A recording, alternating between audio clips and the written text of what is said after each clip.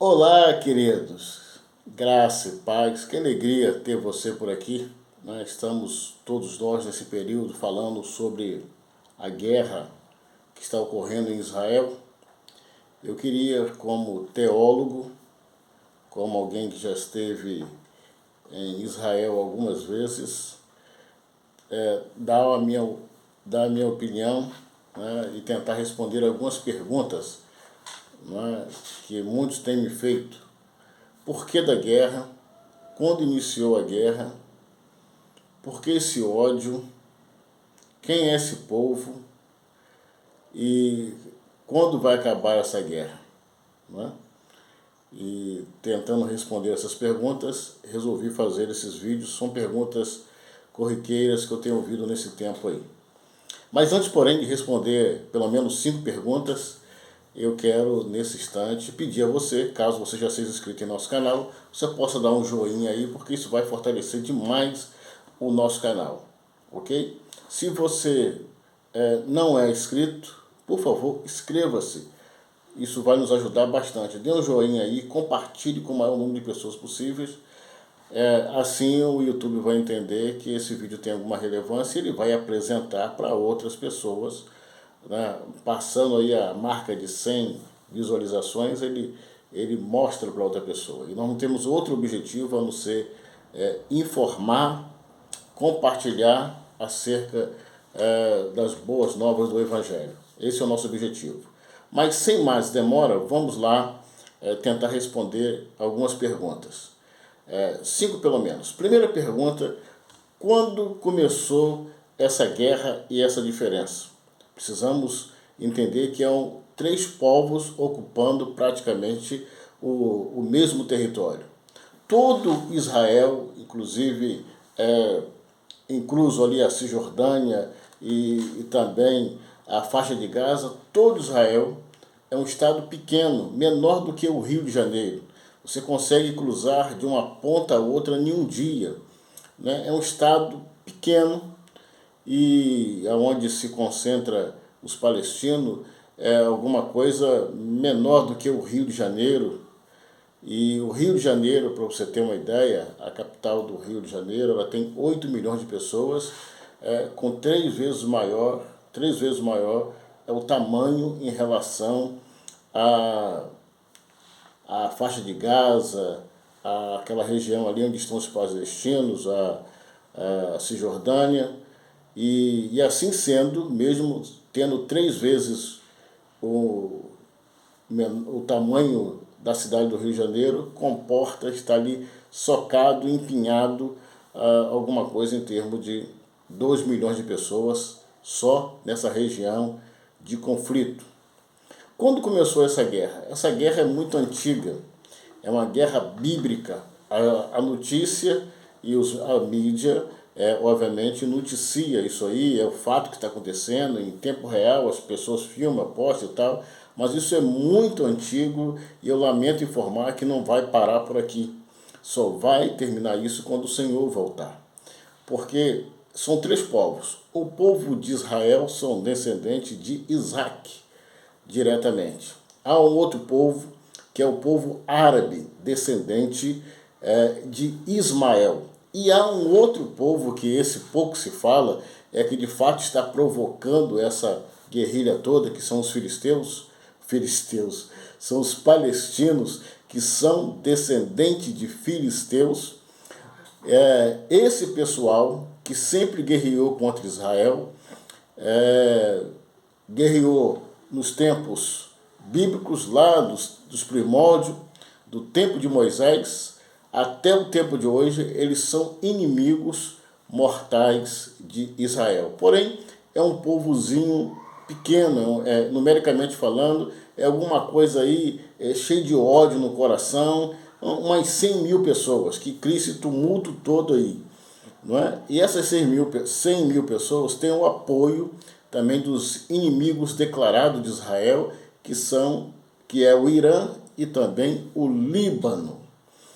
E no meio disso tudo aí, aonde nós nos encaixamos? Então veja, Israel é descendente direto de Isaac, os árabes que aí estão espalhados por todo o mundo, inclusive existe vários países árabes, e inclusive existe uma liga árabe, o qual tem os poderosos ali, árabes que comandam a região, que é a Arábia Saudita, que é o Catar, são países árabes, e todos esses árabes descendentes de Ismael.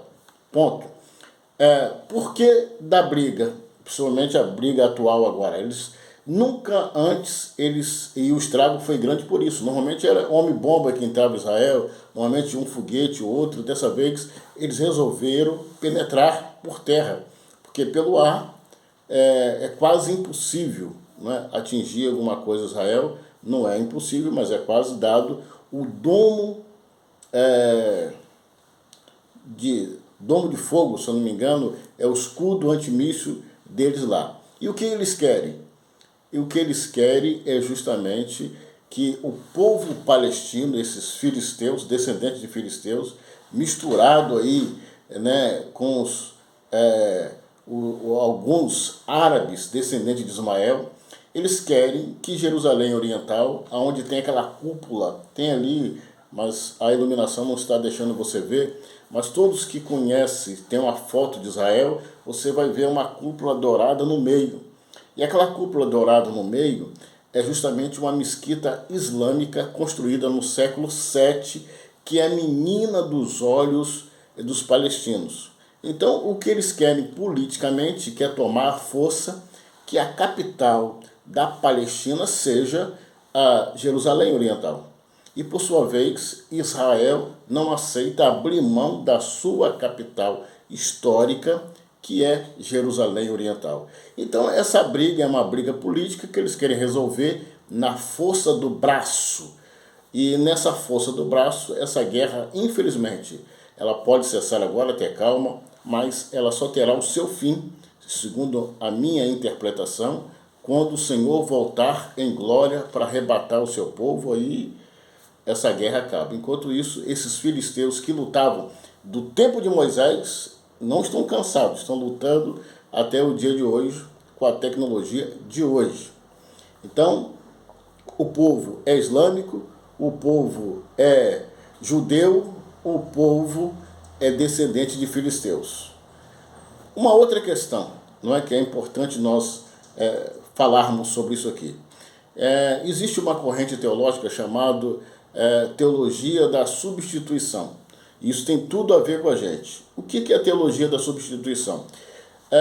Há uma corrente teológica que crê que após a vida de Jesus, Israel ficou em segundo plano para Deus. Israel ficou à margem, né? Alguns creem assim, porque a partir de Jesus, a igreja se tornou menina dos olhos do Senhor.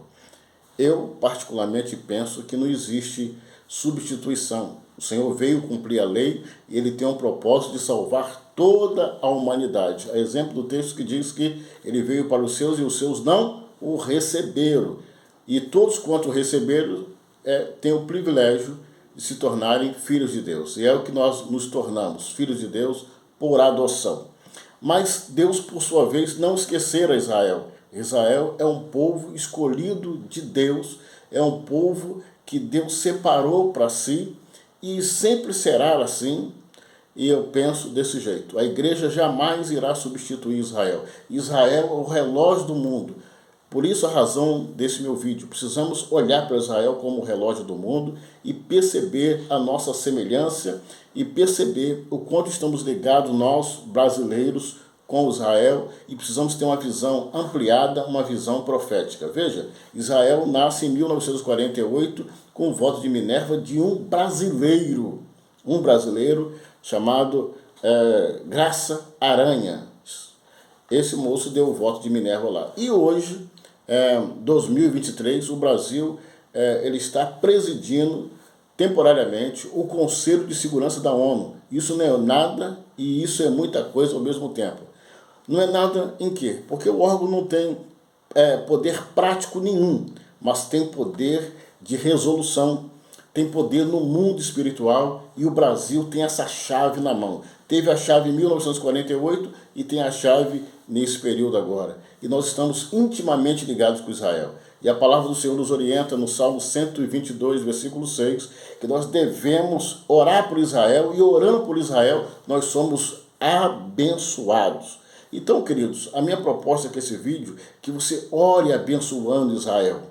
E, consequentemente, o Brasil, que está se tornando, nesse tempo, um portal de abertura para o mundo, que nós temos aqui a maior reserva de água doce do mundo, a Amazônia, e ela está em seca nesse momento, os rios estão se secando, haverá a conferência do G20 no Nordeste, haverá a reunião dos BRICS no Rio de Janeiro, de modo que o Brasil está no centro das atenções mundiais.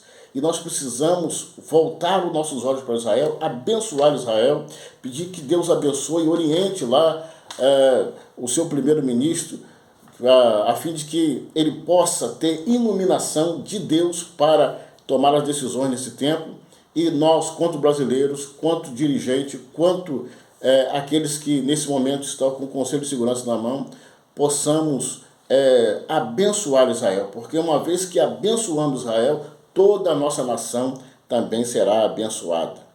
Feliz a nação cujo Deus é o Senhor. Estamos tendo a oportunidade, nada parecido com o que aconteceu em 1948 com Graça Aranha, mas o que está acontecendo nesse tempo é um privilégio que Deus está nos dando de nos tornarmos, de fato, meninas dos olhos de Deus e com poder e autoridade de abençoar as ações e abençoar Israel. E abençoando Israel, nós somos também ricamente abençoados.